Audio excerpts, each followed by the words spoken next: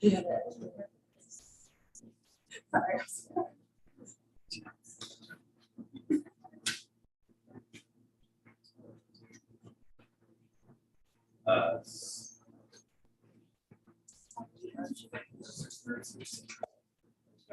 I look forward to your. Okay, everybody. Can I have everybody's attention, please? Can I have everybody's attention, please? It's time for us to begin. Welcome to the Children's Services of Leon County Governing Council meeting. Today is Thursday, December 15th, and the time is, what time is it? It is 4:03 p.m., so I'm going to call the meeting to order.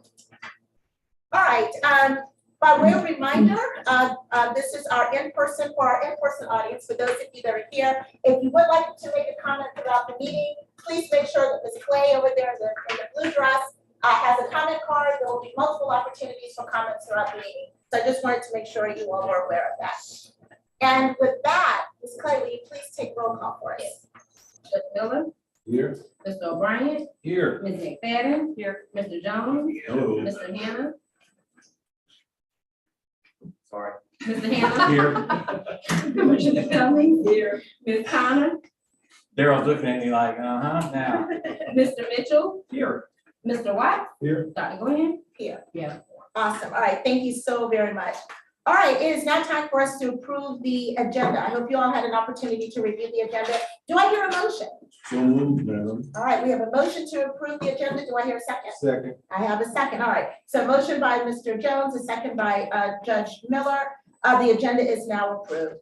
It is now time for general public content. Comment. Ms. Clay, do we have any comment? Yes, we have general public comment from Mr. Jack Levine. Mr. Levine. Thank you. I come to you with an apology. I wore my best jacket and tie for 3 days at the Capitol this week. So today's Thursday and I came casually. Excuse me for that. And also excuse me for being out of turn because I can't stay for the entire agenda. But I want to address a later item on your agenda very, very briefly. The idea of our Children's Service Council being accountable to the taxpayers is not only essential, but it is absolutely about trust.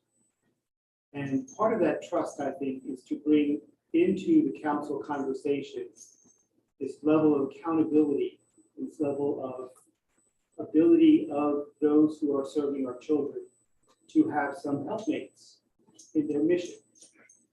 And I have great confidence in your two conjoined providers that they can do this. So I'm asking you for a positive response to the proposal on your agenda for bringing any United Partners for Human Services into the family.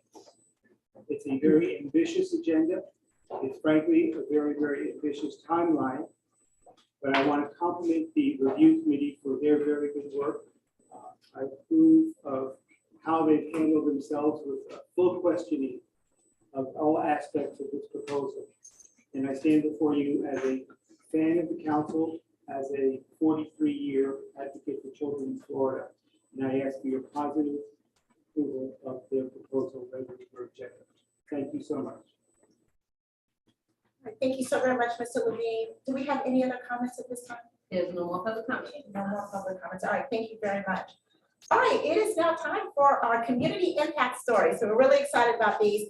Ms. Green, I'm going to turn it to you. Yes, thank you, Chair Glenn. So we have two of our providers that got funding for the summer that are here to tell you a little bit about their programs. Their presentations will be between 3 and 4 minutes because we want to try to leave at least a minute if you happen to have questions, but we have a full agenda, so we want to go through. So first, please allow me to present Ms. Morgan Evers, who will speak to you about Aspire. Good afternoon, y'all. It's an honor to be here, an honor to be representing Aspire Capital Region. For those of you who don't know, we are the local college access network. We are one of 17 in the state of Florida, and we are overseen by the Florida College Access Network. 6 years ago, Marcus Nicholas, newest school board member, started Aspire Capital Region, and it has grown tremendously with the leadership efforts of Kim Kelly from WFSU, Corey Mountain from the Greater Tallahassee Chamber of Commerce, and myself. So there's 4 of us that lead the charge. And when we saw the opportunity of what y'all were doing last summer, we thought, what better than to expand and enhance our Beacon project. Our Beacon project, it was implemented last year at Bobby High School. It focused on FAFSA completion. So for those of you who don't know, FAFSA completion is access to those Pell Grant opportunities after high school. We noticed that Godby had a past FAFSA completion rate for the previous year at 18% completion. And for a class of just over 300, that's not a lot of kids completing a FAFSA. And so what the Beacon Project did with a grassroots effort of volunteers, we went in to Godby High School, and last year we raised the bar. It was recommended to go from 18% to 23%, but we actually went from 18% to over 80% completion for FAFSA. Wow.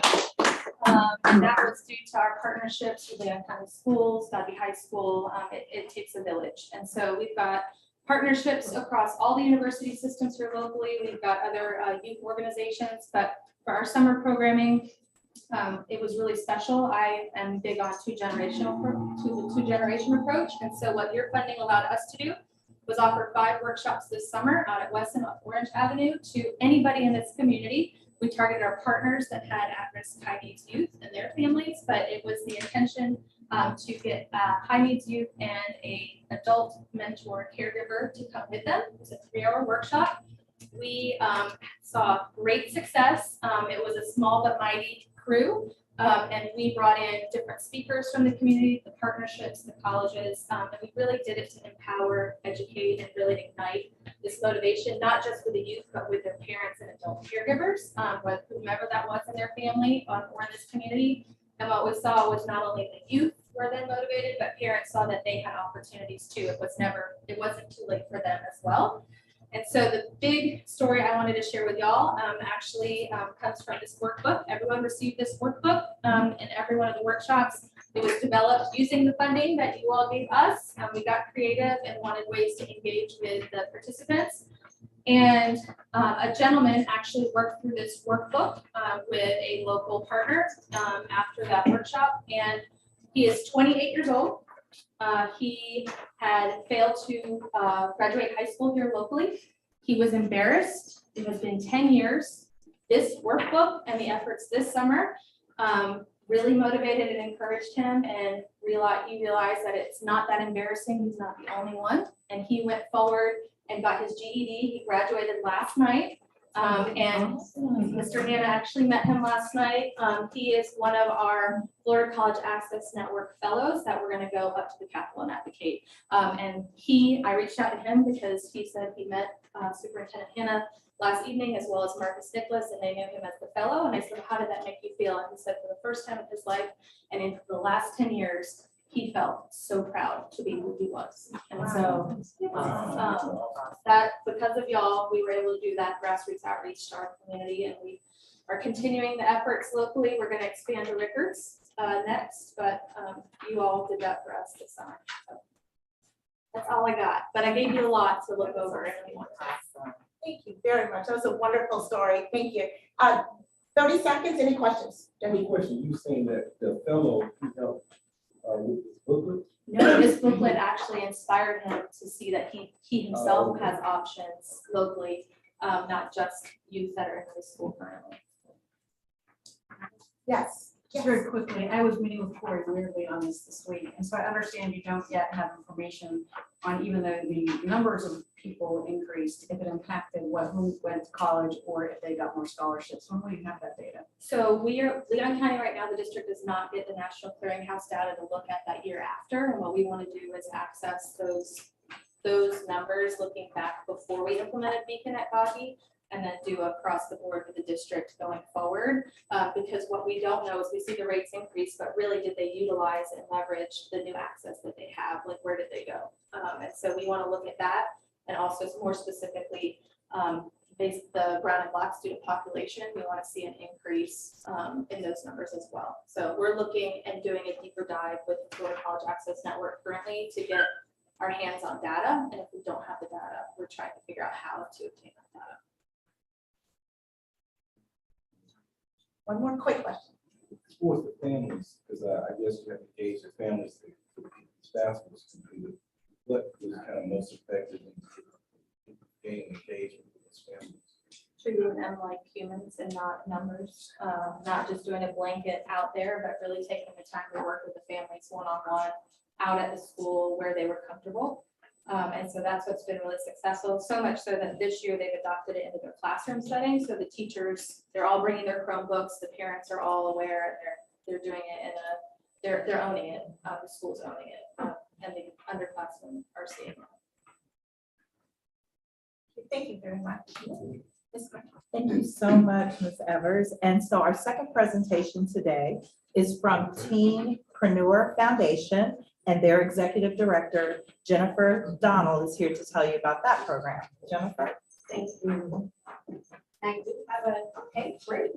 That work. Oh, I love it when technology works for you. Yes, ma'am. Well, thank you all so much. Again, my name is Jennifer Donald. I'm the Executive Director of Teenpreneur Foundation. And we're excited about the partnership, about Children's Services Council granting us funding to take our programs to the next level, the next screen. The name of our program is Young Entrepreneurs Succeed. It's the YES program. And all of you should have received a brochure. If you look inside, we do have a QR code that we are currently working on because we're uploading now the spring semester. I do have my technology person here with me, so we're working on that. But all of the information here is pretty much condensed in this brochure. But I'll just briefly go over our vision. And that's basically to see every teenager of every age in the Tallahassee area and surrounding areas realize their entrepreneurial spirit within, realize the talent that they have within, their purpose. When they establish that, when they understand that, they're tapping into their entrepreneurial spirit and they understand their purpose, they understand their potential. They're able to create wealth and improve their quality of life for themselves and their families. So that's what we focused on, their talents through teaching them entrepreneurship. So our mission is just basically to equip and empower young people, teenagers, with real world skills through entrepreneurial training, through technological training, digital skills, music, the arts, culinary arts, while enhancing their capacity to make healthier life choices and just, again, create the wealth for themselves and their families. So next grade. Our student services that we provided, or that we provide all year long, but particularly what we were able to provide this summer through funding, through CSC, is we were able to implement our Hope, Shine, and Legacy program curriculum. We have 3 levels. Our Hope level, we had some students that were, I guess they were given to us or kind of advised that we should take on from the judicial system. So some kids were given to us, or they were recommended to us by the judge, Judge Tiffany, yes, thank you, Judge Tiffany Baker, some probation officers, several kids came to us through that avenue, the HOPE program. And then our SHINE level, those are our kids between 9 and 19. Same curriculum was covered, but they were not, recommended to us through the judicial system. And then we have our legacy students who actually have gone through the Hope and Shine curriculum that come back as mentors. So those are our 3 levels. They learn, again, how to put a business model together, how to put a business plan together. They learn debate. They did really good with the debating and mediation skills. They learn how to communicate, how to use social media responsibly. All of this just prepared them to be better entrepreneurs and just better citizens, better leaders overall. We provided meals, transportation, field trips. Basically, the students got a hot breakfast. That was not an excuse. They got a hot lunch. We had a caterer on site, and she did an amazing job. That was not an excuse. Well, I'm hungry. We had a hot breakfast. We had a hot lunch and a nutritious meal in the afternoon. Transportation, our programs were located on the north side of town, but we did have a shuttle bus to pick up the kids from zip codes 32301, 32303, 32305. So we did have the transportation at our designated locations. Tabernacle Missionary Baptist Church across from Men's Middle School. We had another pickup location near Governor's Charter. So there was no excuse for the kids to not to join us. So we offered transportation, field trips every Friday. We look forward to that. We let the kids be kids. They learned the curriculum. It was all work Monday through Thursday, but on Fridays, we went to various, we actually took them to a farm Blue Sky Farms where they picked blueberries and things like that. So we had a variety of different field trips for them. And then, of course, our last area is our mentorship and careers, our MAP program, where basically students worked after they finished the curriculum, they had a chance to work directly with mentors and business leaders, basically in the industries that they're interested in going into. So that's the MAP program level. So those are the 3 areas that we offer the curriculum. And then our impact story, one in particular, our one young lady, she came in, I think about 13 or 14 years old. She had no idea what putting a business model together was all about, putting a business plan. So she just knew she had an idea. It was to start an app or to create an app that would connect people that needed doctors and medical specialists online, but from a teenager standpoint. So we helped her get her logo together. This is her logo. It's like a P inside of a C that stands for People Connections. And again, she literally went over the coding. We brought in a coding specialist. So it allowed her to take her ideas from her head to on paper to bring it to full fruition. So we're really excited about several stories like this. She said that Teenpreneur, the program, helped me feel more confident about myself and that I could actually start my own business just like that with the right tools. So we're really excited. We have several impact stories like this where the kids came in not understanding, well, what is a logo? What does it mean to have a tagline? Or how do I use social media? What do you mean company colors? So we talked about all of that, from company colors to your logo, to your slogan, to putting together your mission statement versus your vision statement, teaching them the difference between the two.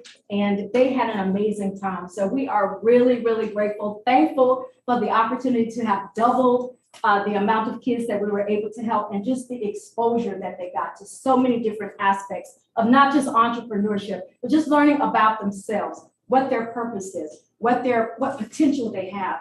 And again, just taking their ideas and taking them from here to writing them down, making that vision plain, and just bring it to full fruition. This is our contact information. We are on all the social media platforms. We do have, again, our QR code is here. We will update that, but all of our information is here, and we thank you all so much for the opportunities that you provided to us. Thank you so much. Thank you. Thank you. Thank you. Y'all trying to go quick. Questions from anyone? Yes. Sure, thank you. Something great. A couple questions. One, were you guys linked to the entrepreneur program that was out at Lively Votech?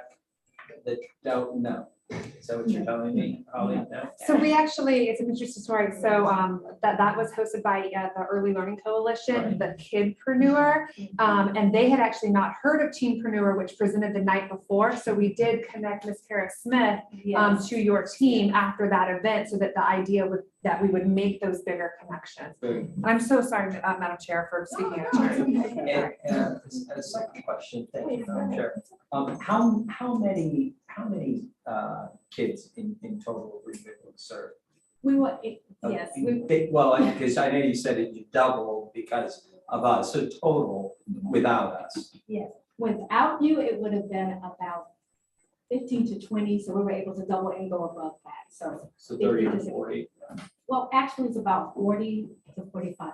Wow, okay. Yeah, because a lot of the kids were doing other programs. They were heading out of town, so they were in and out, but overall, that's the total. Okay,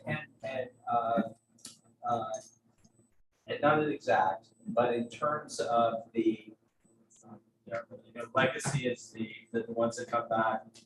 Shine is the ones that are referred through the judicial system. The whole. Hope and Shine is the other one. What numbers wise, how many came from the judicial system? From the judicial system, we have three. All right. And did they all go through all 5 days? Well, 2 of them did, 1 did not, but 2 did. 66% is pretty good. Yes, Good, yes, thank you. you, thank you. All right, thank you very much. Any other questions for Ms. Song? No, thank you so very much for being here. We appreciate you sharing your story with us, and wonderful. Thanks to both of our speakers. All right, it is time for us to move on with our agenda to approve the consent agenda. So I hope you all had an opportunity to look at the consent agenda. There are 4 items in there. It's the minutes from the our November council meeting.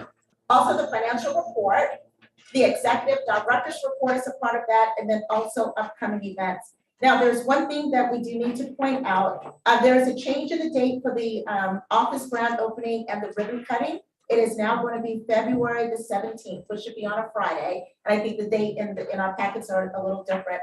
So that's the only change. And so, I move approval. all right, we here have a motion to approve the consent agenda. Do I hear a second? We have a second from Ms. Connor. All right. So with that, we have an approved consent agenda to move forward with. Thank you all so very much for that. Okay. It is now time for our general counsel update. With that, I'm going to turn it over to Attorney Rowe.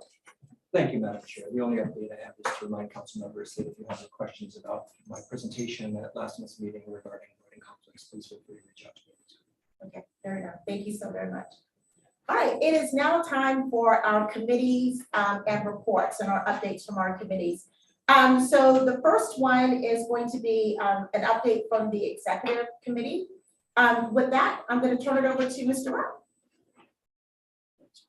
Actually, I'm sorry. I'm gonna you're jump in. first. Yeah. You have to do the trim update. Yes, I apologize. I'll do the Thank trim you. update. Thank you, Madam Chair.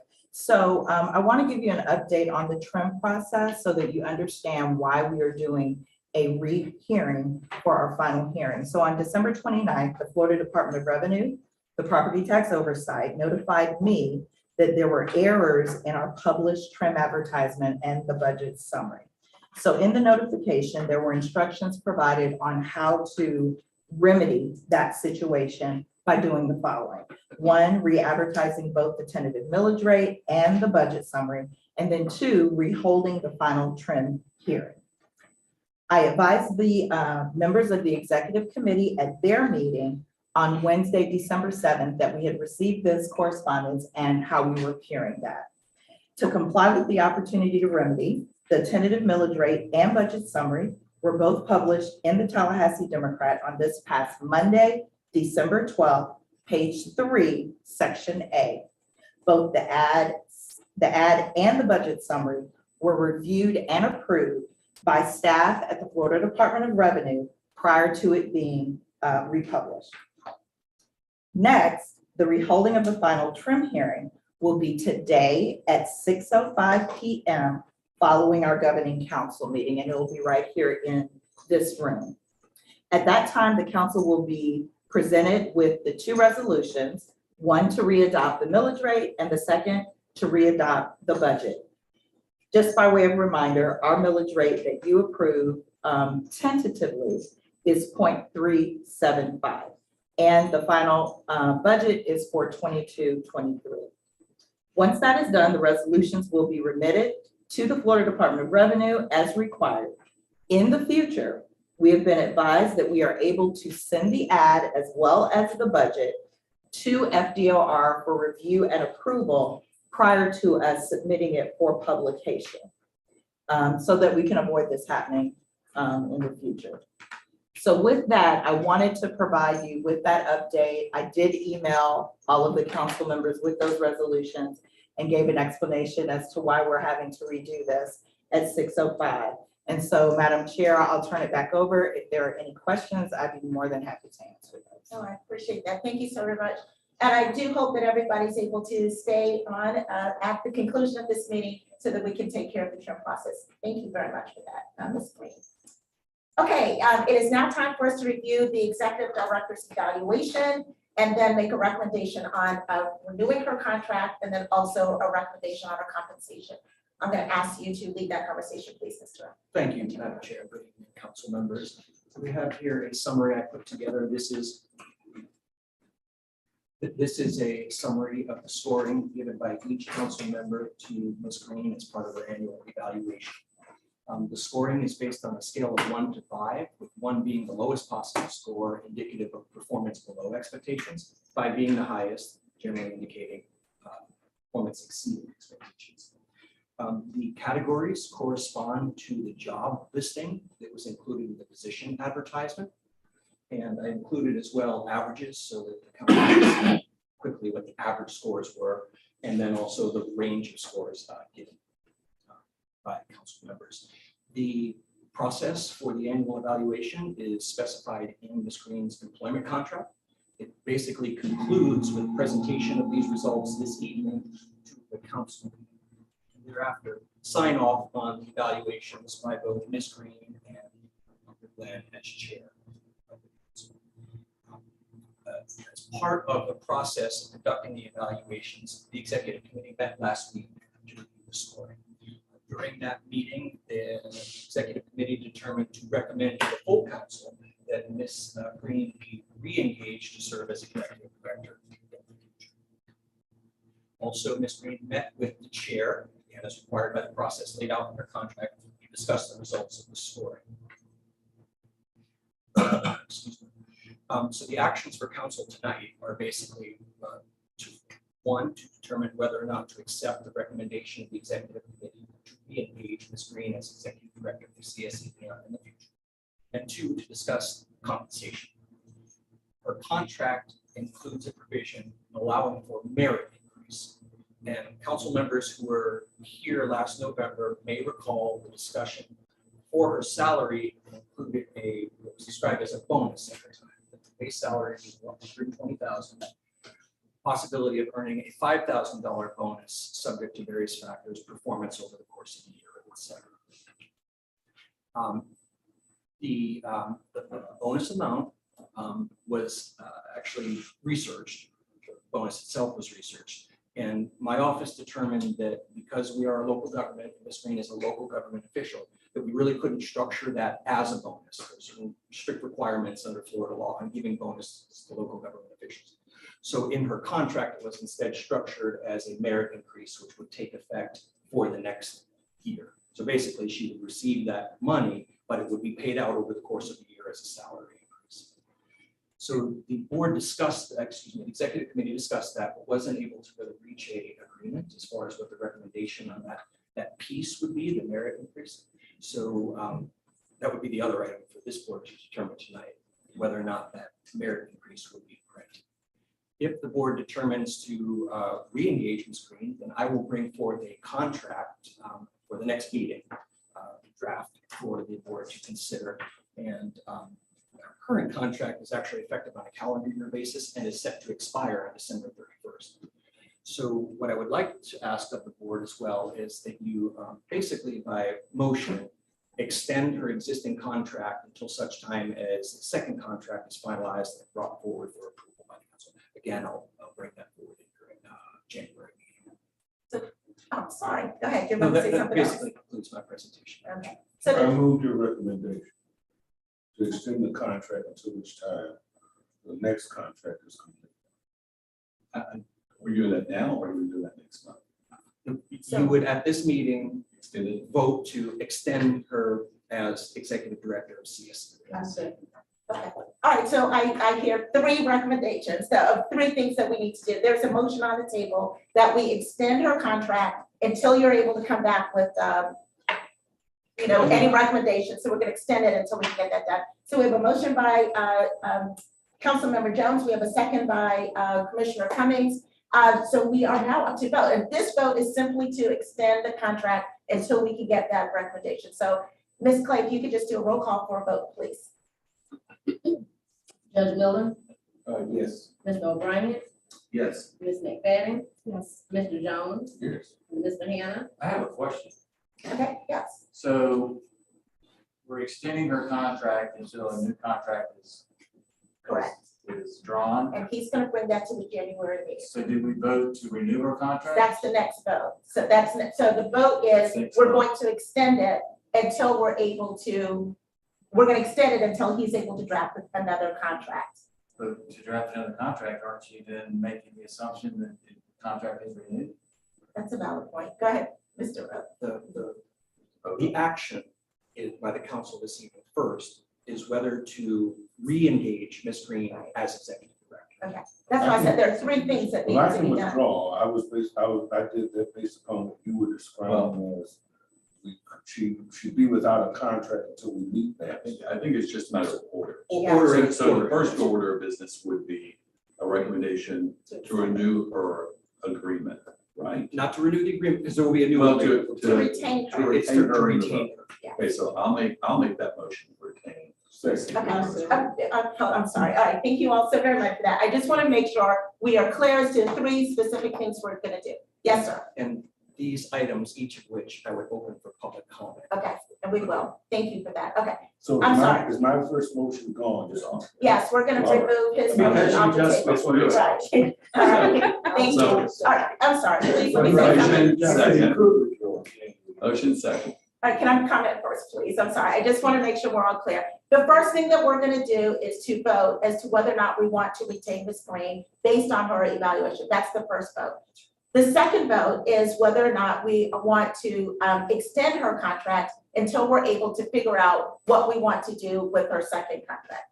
And then the third vote will be a vote on whether she gets the merit increase or not, correct? I would suggest that it might be order-wise appropriate to take up her compensation as The the second one, okay, so 3 separate things. All right, so the first vote is for, thank you, we have a motion by Mr. O'Brien, a second by Ms. Cummings. All right, thank you very much. So now the vote, I'll go public comment. It is time for public comment, Ms. Clay, do we have any public comment? We do not have any public comment. No public comments at this time. All right, thank you very much. All right, so now it is time for us to vote whether or not, yes. time for discussion. There's a Okay, motion second, let's and now discuss. discussion among council members as to whether she should be continued. Any discussion items as it relates to whether or not we should extend Ms. Green's contract into the next year? Actually retained. Retain her. Yeah. Okay, it's one of those things. Any discussion items? Yes, does anybody have anything to surface? Okay, If I may, yes, I mean, the numbers show that Screen's done an awesome job as our known leader. Public engagement, management of our activities, her subject matter expertise.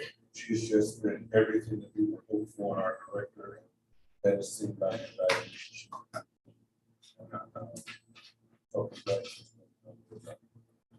Madam Chair, and I intend to vote in favor of the motion. But I would like to bring up a point that was brought up during executive committee. And that is, and you can see my scores, I like Mr. Jones scored on the screen high in those categories. I did not in the financial and program management.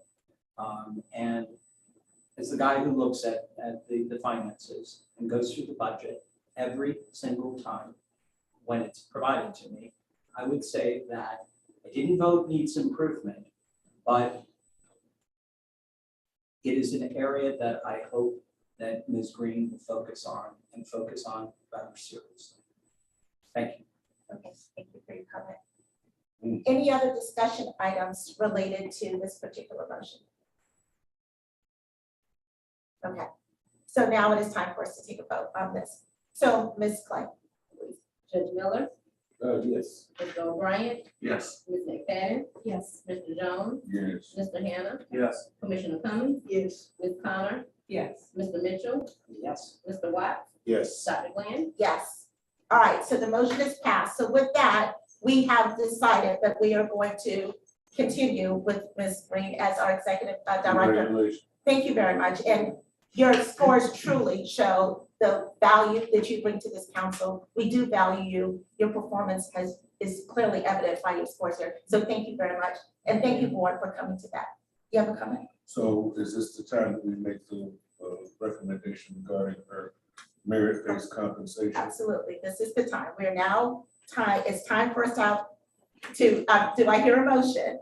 I just want to make sure we're moving forward. This conversation is around her compensation to take her up to $5,000 for the merit increase. Yes, sister. So the question I have is it 2 parts to the increase?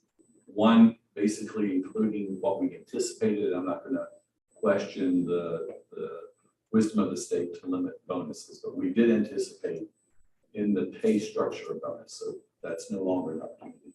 Is this basically a consideration of a increase plus adding the 5,000 to the standard rate of pay?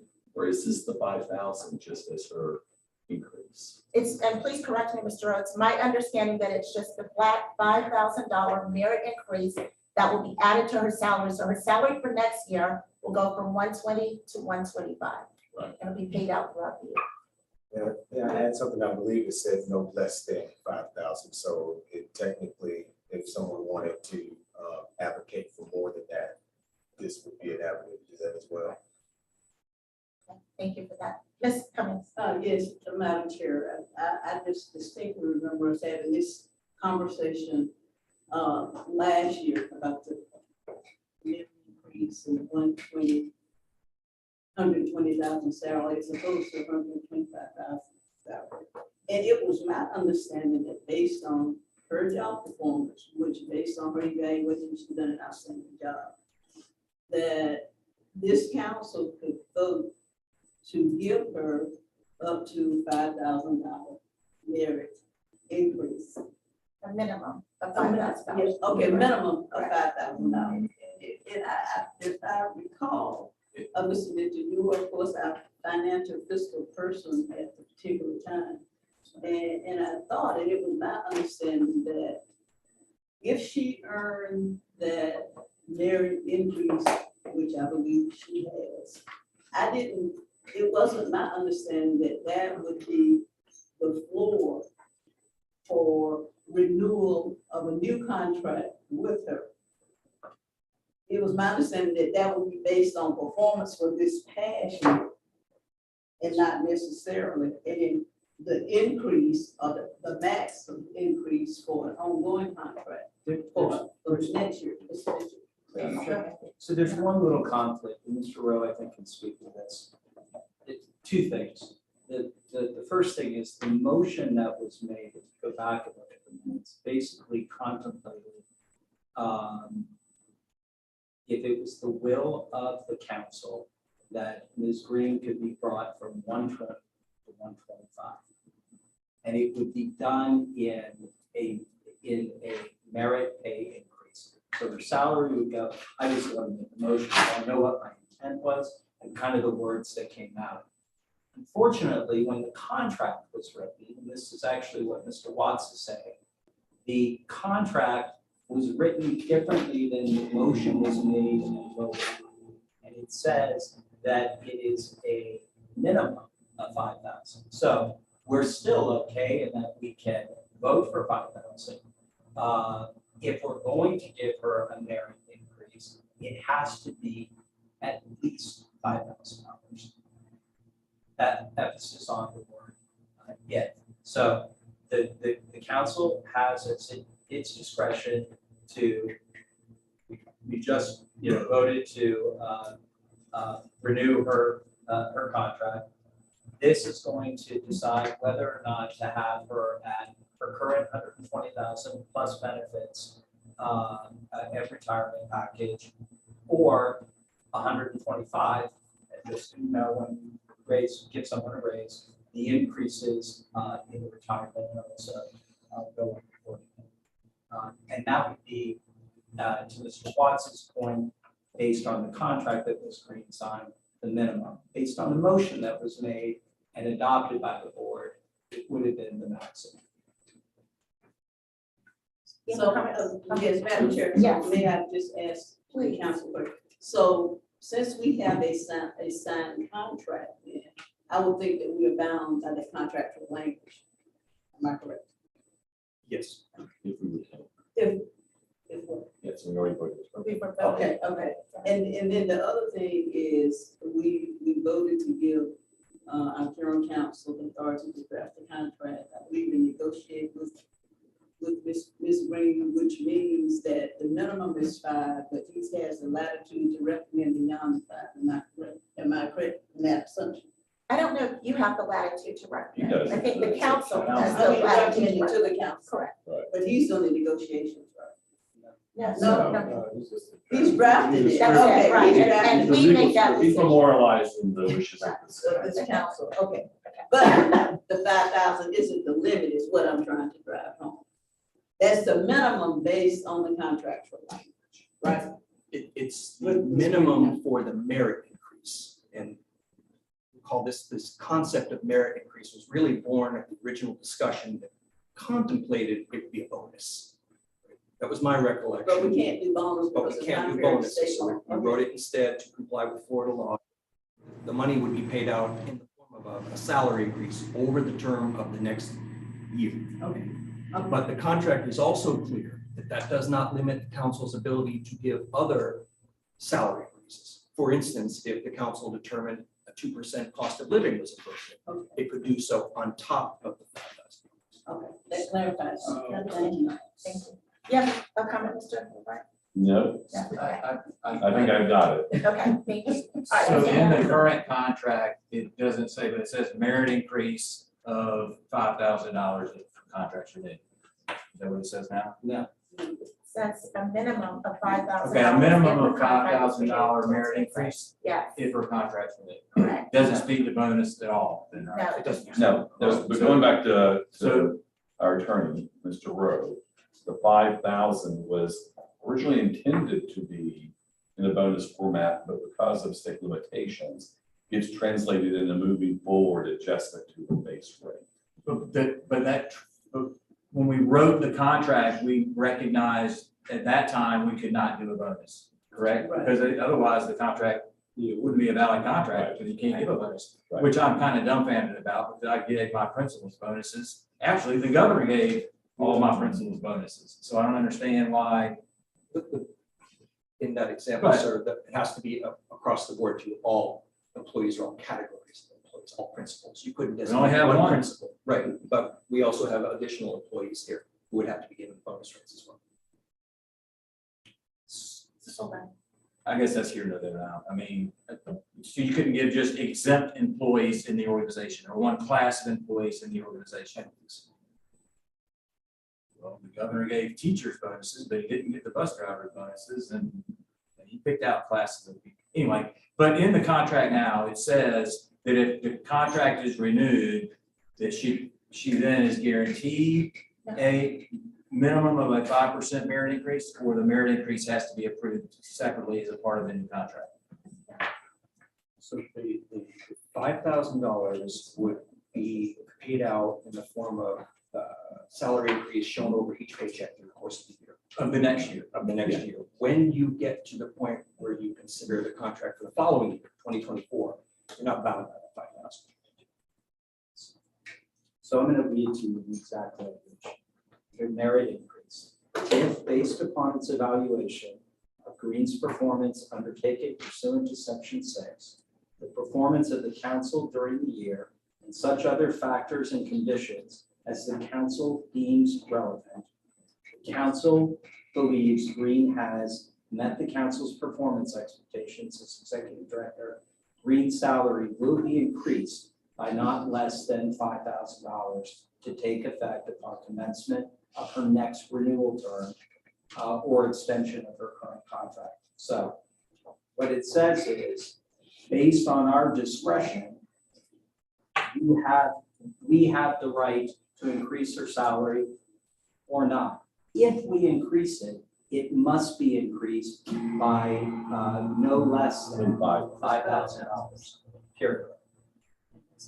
that's. Okay, so Okay, I'm sorry, hold on. Ms. Wise, I didn't see your hand first. That's fine. Superintendent Hannah asked the question. I was gonna All right, all right, yes. okay, so do we have a motion on the? Well, I'm still waiting for discussion, and then we're open for motion, Okay, correct? I'll make a motion, because then that leads us into discussion, right?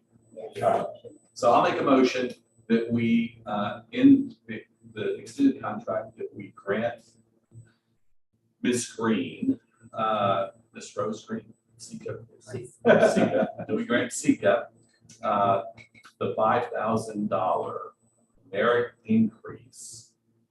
And in addition to add a 3% adjustment, annual adjustment. cost of living. Second, call it cost of living. That's it. So Okay, it'll be 5,000 plus %. so the motion on So that, I put that out there for, discussion. get they going.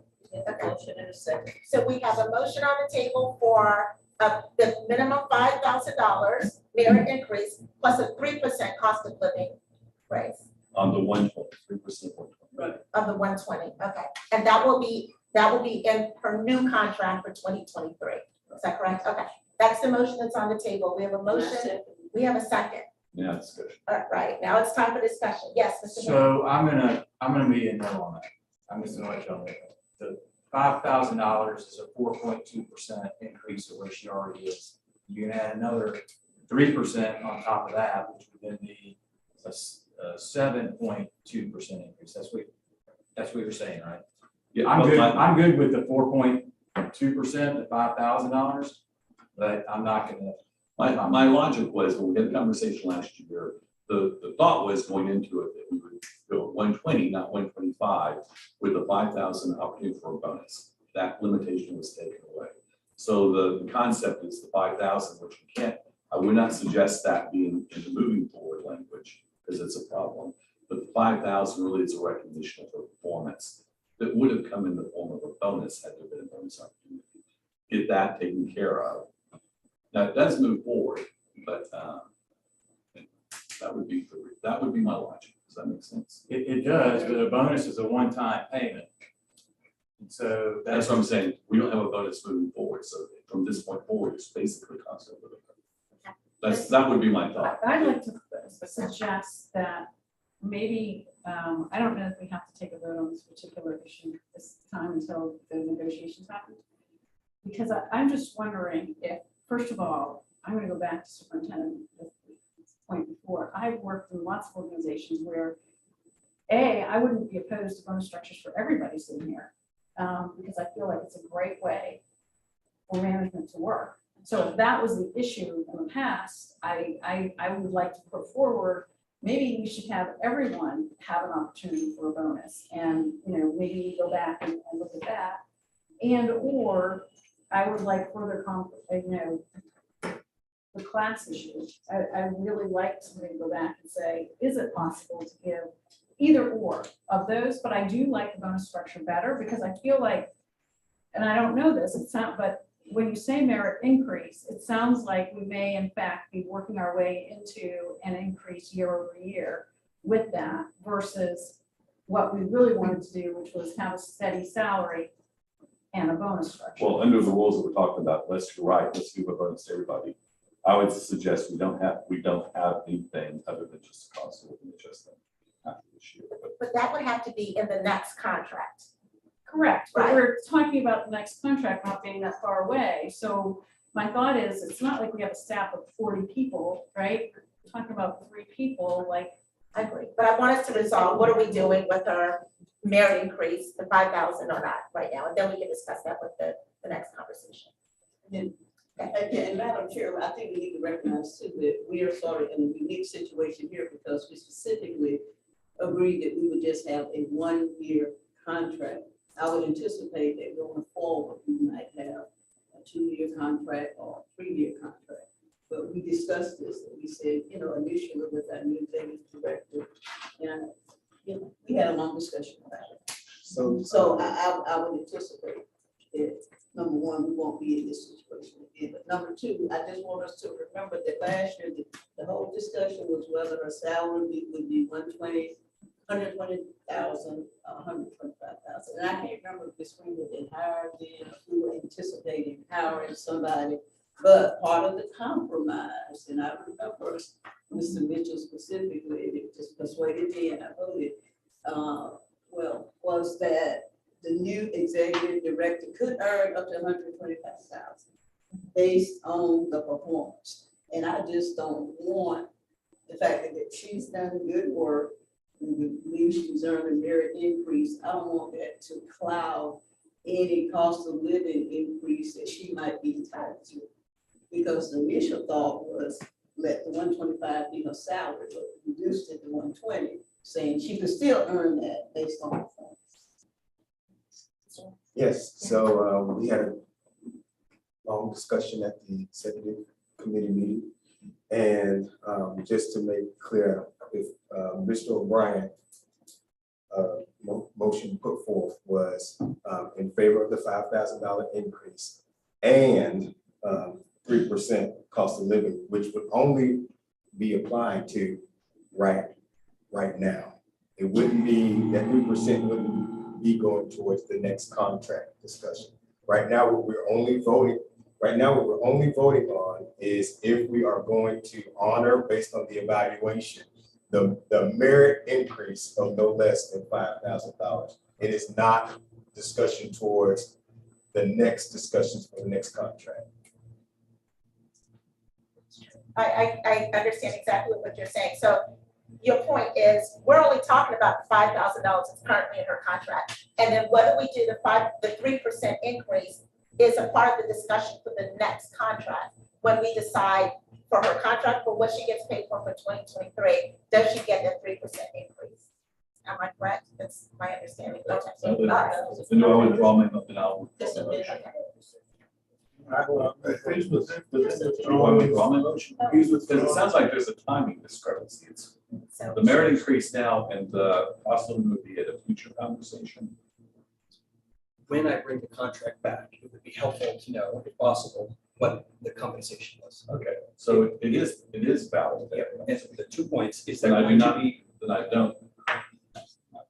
will the number include a $5,000 merit increase, and will the number include any sort of a cost of living increase, 3%?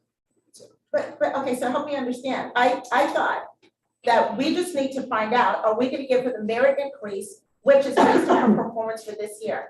Then when we go into negotiation or have the conversation to review the contract for next year, that's when we decide if her compensation requires, we will say, this is your salary, and then here's the increase based on inflation or cost of living. That's not correct.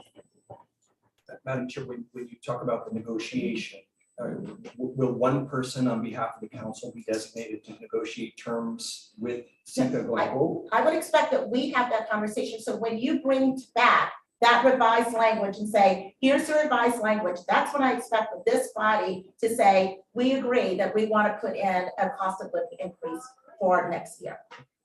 So I could bring back a draft then that essentially has a blank describing that. No. If I may, Madam Please, Chair, go ahead. can we make the main thing the main thing? To deal with the $5,000. And then the third motion, as described by us, would be her compensation package moving forward. And I think that there's a greater appetite for us to settle the first issue, which is the $5,000 increase as described in her contract, based upon her meritorious work. I think we're saying the same thing, Mr. Jones. I'm asking that we decide on the $5,000, and then once we make that decision, then we decide if she's gonna get a cost of living increase on her next Yes. contract. That's what I'm proposing. Okay, but that means that, so your motion is that we deal with the $5,000 and the cost of living at the same time. Okay, do you want to keep that as your motion? Or do you want to amend your motion to only deal with the 5,000? I'm in my motion to deal with the 5,000 And I merit increase at this point. Okay, all right, thank you very And to much. separate the cost of living to a A separate. separate discussion, okay, Good. thank you very much. All right, so we have a motion, we have a second. Any other discussion before we move? Mr. Hannah, I see all wrinkles on your forehead. So the intention last year, I think, was that the salary would be, somebody remind me what, when we advertised the range, what was the range? Was the top end 125? It Yes, was. 125. So we're now at the top end of the range we advertised a year ago. So the thought was then we would give her a $5,000 bonus.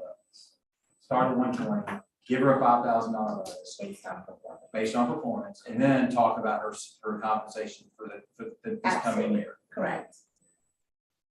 A bonus is not as advantageous for an employee as an increase in salary. A bonus is not calculated for FRS and for retirement. Putting $5,000 in her salary is as much more benefit to the employee than a bonus is. Yeah, And bonuses can come and go. So we can't do a bonus. That's. I know we can, but I'm saying that was the thought at the time. So what we're saying now is me, I don't understand why you wouldn't do it all together, because you said that the $5,000 is the floor, and if you want to raise the $5,000 to $8,600, which is basically what Mr. O'Brien was recommending, you would just do it all now instead of doing two different votes. So you're gonna vote, you want to, now we're just voting on the $5,000. We're voting so based on her contract says, based on her performance, at the end, we will decide, does she get that 5%, that $5,000 merit pay? We need to make that decision. So based on her performance, are we gonna give her the $5,000? Yes or no? Yeah. Then after, Okay, good. then after we make that decision, when it's time, when we're negotiating her contract or drafting her contract, we're then determining, okay, this is now your rate of pay, and the 125, are we going to give her a merit increase or not? Not a merit, but a cost of living. Only narrow that I agree with, Superintendent Hannah, though, that the 5,000 is just a minimum. So if somebody has, you know, it should be 6,000 or 500, 7,000, whatever that value is, you know, it's probably best to go ahead and put that on the table. Maybe it sells at 5,000, but the contract that you just read said that at a minimum, you know, meaning it would be more. We can't, absolutely. So is his at a minimum 5,000, or was it the actual number? His motion is $5,000. Okay, here's, That's the motion. And we have a second. All right. Okay, all right. Any other conversations? Yes. I have one. I'm in a, I don't want to vote. I'm telling you why. So far, not one single person has asked comparables. Ms. Green supervises 3 employees and 1 vendor. Comparable positions in this county. You know, I'm not saying go to my opinion, I'm not saying in this county. Supervising 60 people with much more significant budget. Don't make the 120. This is not to me about an individual, and I think that's what we're turning it into. It's about a position and the job that's being performed, not how that person's doing the job. If you're an outstanding fry cook, it would be nice to be paid $125,000, but doesn't really matter how good you are at that position. You're not going to be paid $125,000. In this county, comparable positions are not making that. Remarkably, when I made the motion for Ms. Green's package, I moved her into senior management. It's the equivalent of a senior manager in state retirement is the governor of the state of Florida. It's not Mr. Watts, it's the governor of the state of Florida, the senior manager. You all, this is a lot of money. And if it's your money, I think you're asking that question. How, you know, I have people who work in my home. I look at what the market is paying, and I at least ask myself, what are others who are doing comparable work, how are they being compensated? This is not about Ms. Green at all. I get along well with Ms. Green, and I think she's doing a fine job, which is why my numbers reflect that. We're not perfect. None of us are. Which is why I suggested that when it comes to financial and program management, I think that she could use a focus on it.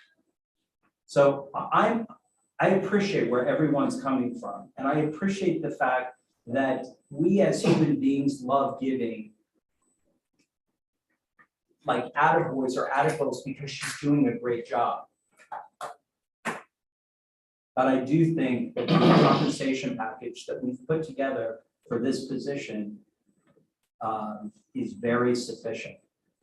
And we hired in at the very top of the range as it was. And that's why I'll be voting no on the motion, but did vote yes on the table. All right, call the question. Hold on, okay. I've called the question. Previous question, which takes us back to the motion. You called the question? Call the previous question. Okay. Takes effect to the motion. Okay. Do we, but there are others that want to comment though. So let me just hear from. So I Ted. hear Mr. Mitchell, but what I also hear in her contract language, that if her evaluation bears what it shows, that is, in my mind, that she qualifies then for a minimum of a $5,000 merit increase. Is that correct? It's a series of factors. One is the performance evaluation. Yes. It's the year that the And council. that's why I'll be it. All right. Can I ask you one question? Please. When this whole process started, and just somebody remind me of how this went, and when we offered the position, was it the maximum 125? It was. And that's what we were hiring her for initially. And then in that conversation, it changed from 125 to 120 with the merit, right? So when she was applying for this job, she was applying for a job that was for $125,000. I think the range was 90 to 125. Got you. Yes. Okay, that's what I wanted. And Ms. Connor, just for clarification, Mr. Jones was the one who made the motion that we wouldn't hire anyone over 120.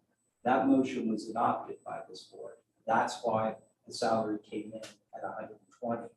Subsequent to that, when we went through the hiring process, and Ms. Green was the final candidate, is when this discussion came up. Ms. Green, when she came to the podium, believed we were hiring her at 125,000. And that's where this discussion of a $5,000 bonus, which always in my mind, and even though I'm voting no, always in my mind was a pay increase of $5,000. I just wanted to make sure. Absolutely. Any other comments? So, okay, we're gonna go to a vote. There's one thing that I do want to say though. I remember that November meeting very well. I do. And I remember leaving that meeting saying to myself, she's at 125. If she performs, she'll get the 120. I mean, she said the 120. If she performs, she'll get the 125. I remember that. And I remember hearing that over and over again. And to me, it was based on that, like she had to perform. And I think that what I see here is performance across the board, but that's just my recollection of what I remember coming out of that meeting. So I just wanted to make that comment. Okay, any other conversation or discussion before we vote? Yes. Mr. Public comment. Thank you very much. It is now time for public comment. Ms. Clay, do you have any cards? Okay. Please state your name. Yeah, please complete a card. Caleb Norris Barber. I just remember when you had Ms. Green, she came in here at a salary comparable to a salary that she was earning currently. And you guys kind of wooed her over to take the job, and if you accept, we give you this $5,000, and if you perform well. I don't know. I think you guys should think more in terms of employee retention, rather than how much money you're gonna be at this outstanding employee. Because otherwise, you might lose it. Thank you very much. Do we have any other public comments? So the motion on the table is for $5,000 increase in her pay, right? Okay. Ms. Clay, will you please take the roll? Judge Miller, Yes. Mr. O'Brien, Yes. Ms. McFadden, Yes. Mr. Jones, Yes. Mr. Hannah, Yes. Commissioner Cummings, Yes. Ms. Connor, Yes. Mr. Mitchell, No. Mr. Watts, Yes. Dr. Glenn. Yes.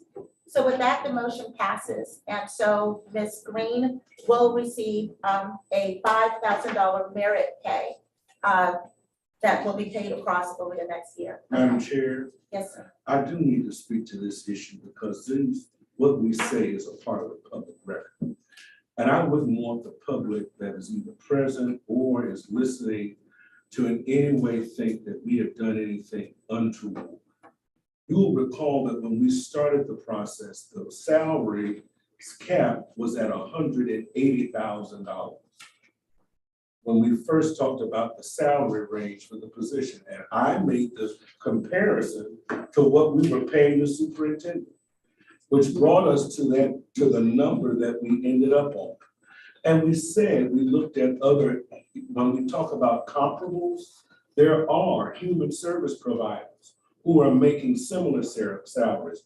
There are other managers and directors who are making similar salaries, both in government and the private sector as well. So when we talk about comparables, there are comparisons to be made. We are paying her a great salary, and based upon what we ultimately negotiated, and she stood before the public and agreed to as a part of that process, I'm just glad that now we have honored what we said we would do and give her the $5,000 based upon what we saw was a comparative salary that we offered at the very beginning. Very much, Mr. Jones, for that. Any other comments before we move forward? Okay, thank you very much for that. All right, there's a final issue. And the final issue is that are we going to extend her current contract until we're able to see the redrafted contract for her salary for next, or her job for next year? Madam So, Chair, I yes. move that we extend the existing contract until next month's meeting of the board. And Mr. Rowe has an opportunity to tweak the language and remove any of the confusing part and include the $5,000 increase that we've already built in. Okay, thank you very much. All right, I have a motion, I have a second. It is now time for discussion. Madam Chair. Yes. I think it's a great idea to refer to our next meeting. With Mr. Rowe, an opportunity to grab something that at least we would have something tangible, before us. Absolutely. All right, thank you very much. And yes, And just, I just want to go back to the point I made earlier, if we're looking at the next year's, I would really like to know if there is a bonus possibility, no matter how it's done, whether for the entire staff or just an executive. I'd like to look at that, because I do think that there's a possibility that's what everybody wanted, and I know in the contract negotiations, it became something different, but I'd, like to move away from this type of a conversation, because what was agreed to and then what was the contract it was confusing. And I'd like to hope that we go back, if there's any way to that bonus structure. thank you for that. Any other discussion items? All right. It's now time for public comment. Ms. Clay, do we have any public comment at this time? There's no public comment at this time. All right, thank you very much. So now it's time for us to vote on this motion to extend her current contract until next month, until Mr. Rowe is able to draft some new language for us. Will you please do roll call for me? Judge Miller, Yes. Mr. I was O'Brien, about to say present. Ms. McFadden. Yes. Mr. Jones, Yes. Mr. Hannah, Yes. Commissioner Cummings. Yes. Ms. Connor. Yes. Mr. Mitchell, Yes. Mr. White, Yes. Dr. Williams. Yes. All right, so thank you very much. Her contract is now extended until January at our next meeting. Thank you all so very much for that. I Yes. do have one question moving forward. Salary increases for other employees of the CSC, that fall under our discretion, the discretion that I'm taught of the director. If the director make a recommendation to us, how do other employees receive salary increases? I think I can, Yeah. I can address that. So we're in the process of putting together a performance evaluation that will be done every year. And if merit increase, cost of living, if we're able to do bonuses, it would be built into the budget every year. And so the council would look at that and approve, disapprove, change the numbers, what happened. That's what I would expect. All right, thank you. Thank you very much. Any other comments before we move forward? Okay. That concludes the executive committee's update. It is now time for the program services committee update. And with that, I'm going to turn it over to Ms. McPhail. Dr. Glenn, could I have a point of privilege? Absolutely, please. So first, let me say that I am very humbled by the evaluation that I received. To get a 4.7 out of 5 really made my heart smile, and I appreciate it so very much. I also appreciate the comments that the council gave in my evaluation. There were some suggestions in there, which I highlighted to be able to look at that for next year. And so I want you to know that I too want to stay in this position. Thank you for allowing me to be retained and move forward. Thank you also for honoring the contract. I really appreciate that. I understand that it may have been a little difficult and some consternation, but I promise you, as I had this last year, I will work as hard as I can in the coming years. And so I just want to say thank you, and that I'm just very humbled by the comments. So much and so I was blushing. So thank you for allowing me that moment. Thank you very much for your comments. All right, Ms. McPhail, it's time for us to get an update on our program services committee. Thank you so much. If you'll allow me just one moment to bring up on the screen something that if we had access to a printer would be before you as a handout, but we don't, but we will when we're in our new office. So I just have to go backwards. Do that. There we go. That didn't work. Oh, I think I have to move this. Sorry, I do apologize. This will not happen.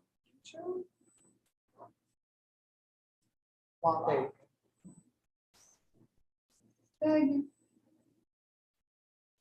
Well, my goal or my plan was to read it, but now that I'm behind me, I can't do that. So in essence, just allow me to give the executive summary of the group, and then I'll actually ask our lead negotiator to come and present the findings. But in essence, just on background, on the October 20th meeting, the Governing Council approved the release of the ITN for capacity building services. On October 21st, we released that. That session or that ITN closed on November 28th. We did receive one response for that. It was a response that was received from the United Partners for Human Services in collaboration with the Institute for Nonprofit Innovation and Excellence, a collaborative instead of two competing pieces.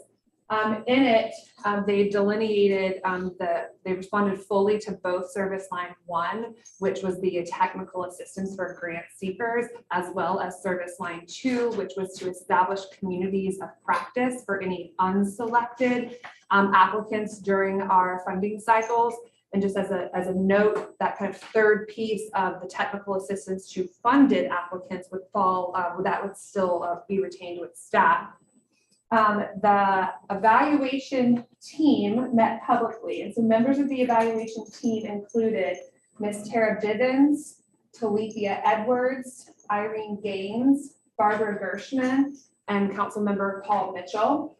They independently evaluated each of the responses in accordance to the published criteria and issued scores of, for service line 1, it was an 84.5%, and for service line 2, an 82.0%. On December 8th, the team met publicly to review those collective scores and determined to move that response into the negotiation phase. Then the negotiation team took it over from there. The respondent was notified that they would like to go into a closed negotiation with them to discuss their proposal and any potential changes that the negotiation team would see fit.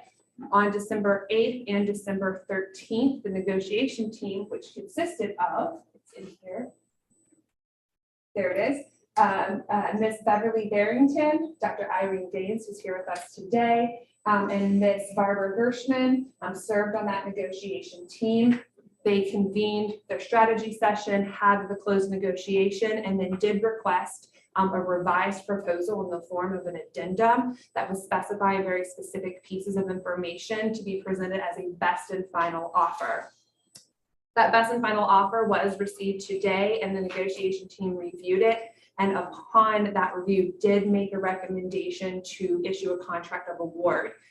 Dr. Gaines will come up in just a moment and go over the reasons why they're issuing that contract of award, and I will stipulate at the bottom It's a 20-month contract in the amount of $288,452.55. And I'll invite Dr. Gaines to come up to the screen or come up. And if I can make everything work appropriately. I pulled this up so it's bigger, so it's easier to see, which is the reasons why the committee came with the recommendation. So Dr. Gaines, I'll turn it over to you. Just to give you some lightness right now, please excuse my voice, but as a retired principal, when I was working, I always had elementary students had tonsillitis. Well, guess what? I had to wait to get to be an old lady to have tonsillitis. But I'm not in pain. My pain is I can't talk. And everybody that knows me knows that that's real painful. A lot of thanks to the group on our negotiation team that worked really, really hard to bring this before you. And we wanted to go over in looking at the proposals, the budget and the technical assistance. Can you all see that? Yes. Okay. And the key was capacity building.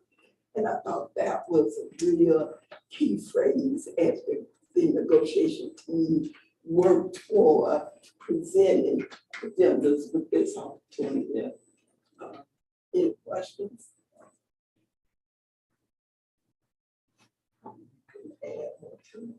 No questions. Oh, you're all so kind of old people. I think I'll just reiterate, just as an observer, the conversation, the in-depth conversation that took place and that kind of landed on these 4 bullets. It's specifically that it's going to be a huge value add to CSC Leon in order to better serve children, youth, and families in Leon County as a whole. That might have been the verbatim words from the public meeting that was held. And that the experience of the respondents clearly demonstrates their expertise in the provision of these types of services and the connection to the provider community. And so, again, these were the things that were brought out in for the reasons for it. And the only other kind of piece that I'll add is when you're reviewing the ITN, we purposely did an invitation to negotiate and set the criteria and did not score pricing. Because we weren't quite sure what the cost would be. And so if you look through the original ITN that was approved on October 20th, it was specific that they were looking for the qualifications, the specific or the specialized experience, and then the scope of work, and scoring that as the primary option, the primary factors to advance forward proposal. I'll turn it back over to you. Thank you very much. So, I'm sorry, you have a question? I do. So Holly, can you go back a couple of slides with, there was $150,000, what was that number? Yes, so the original advertised budget range was up to 150,000 for what we anticipated Per the year? cost.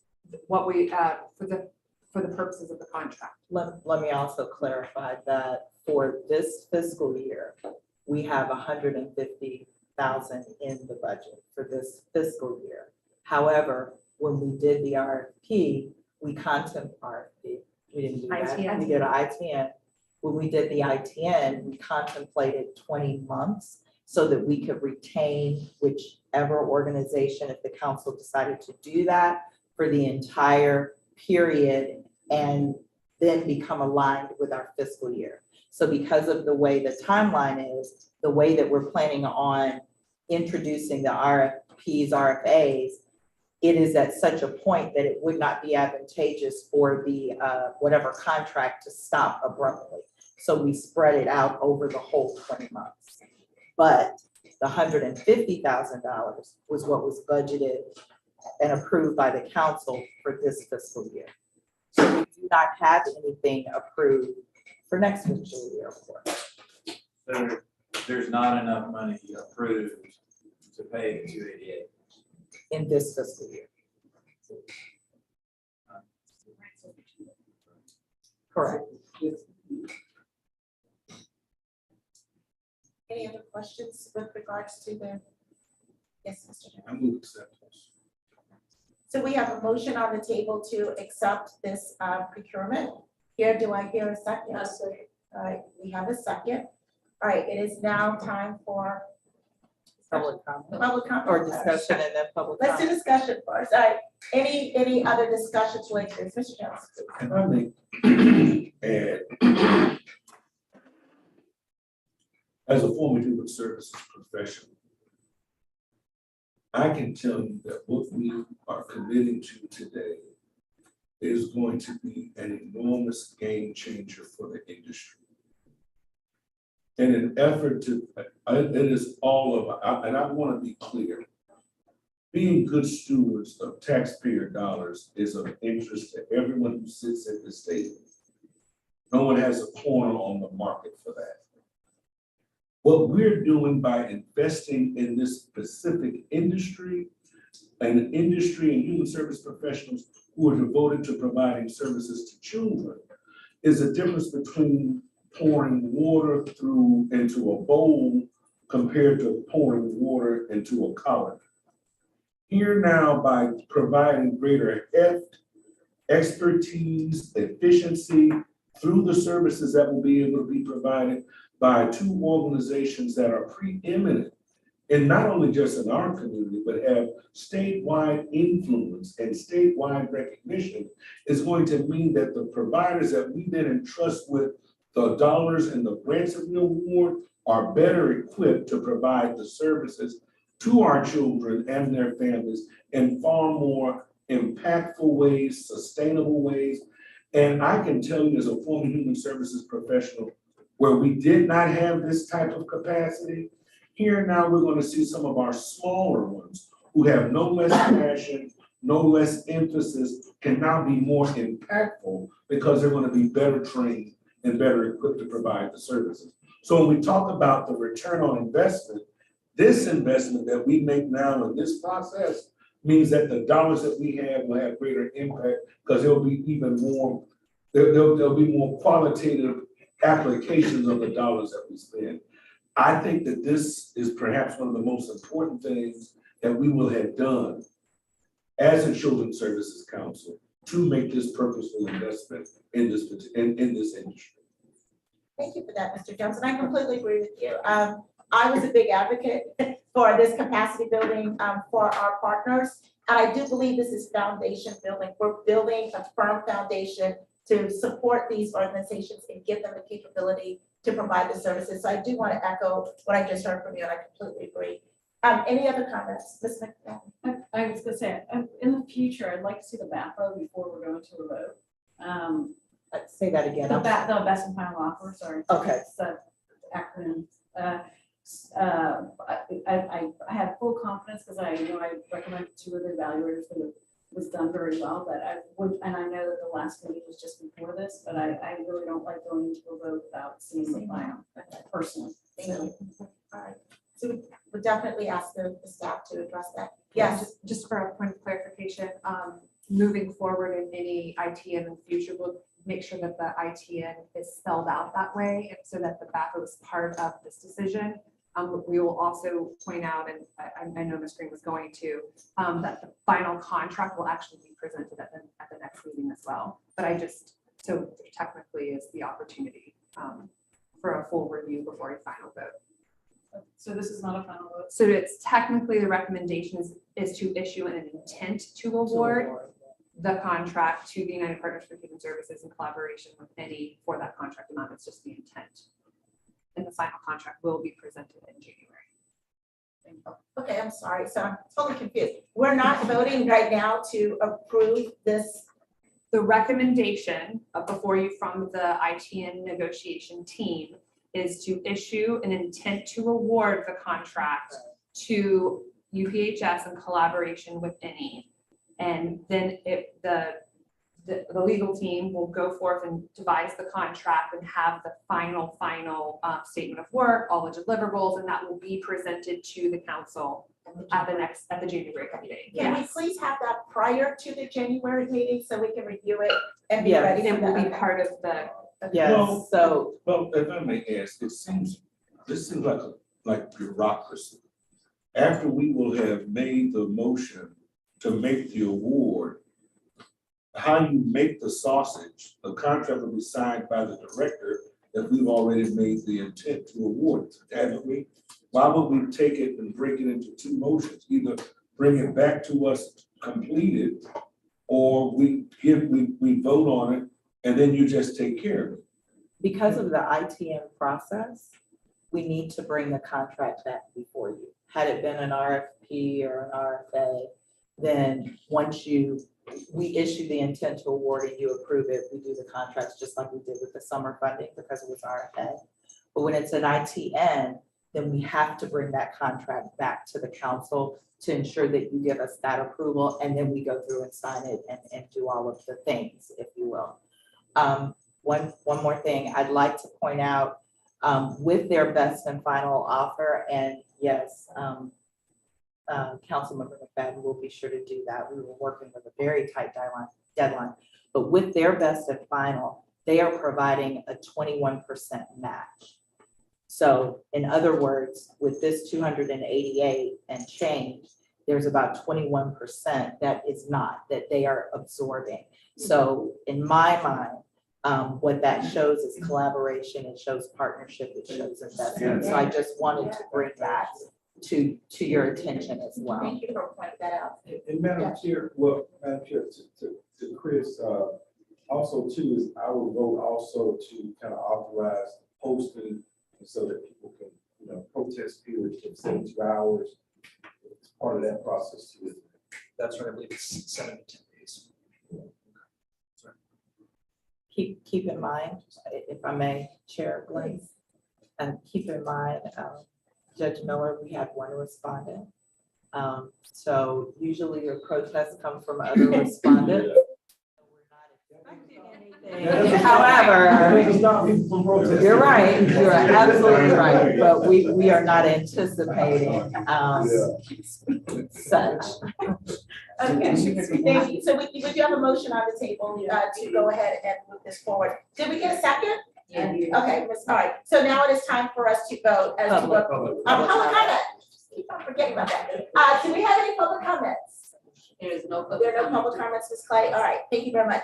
Now it is time for us to take a vote as to whether or not we want to improve this moving forward. So Ms. Clay, could you please take the roll for me? Judge Miller, Yes. Mr. O'Brien, Ms. McFadden. Yes. Mr. Jones. Yeah. Mr. Hannah. Yes. Commissioner Cummings. Yes. Ms. Connor. Yes. Mr. Mitchell.